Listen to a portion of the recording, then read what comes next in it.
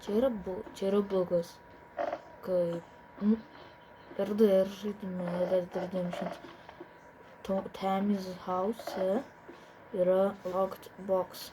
Šitam kambarį, tai parodysiu.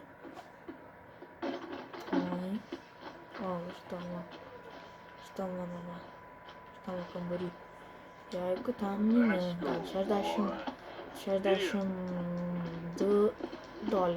ir 7 centus ir biškį nujoju nuo namo, tada vėl grįžti.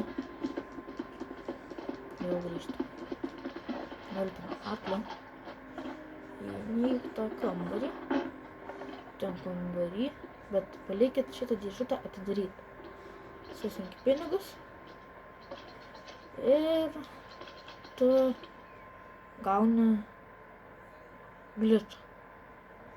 Žaidimas pasidaro, kad viskas uploadins iš naujo, bet viskas užsidarytų, bet locked boxai jie niekaip neužsidaro. Gali yra,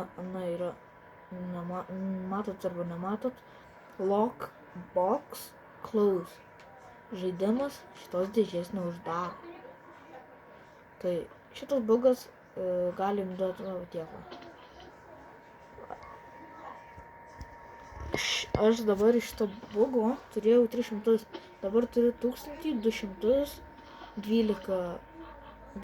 ir 47 centus. Tai jūs galite daryti kiek tik nori. Viso gero.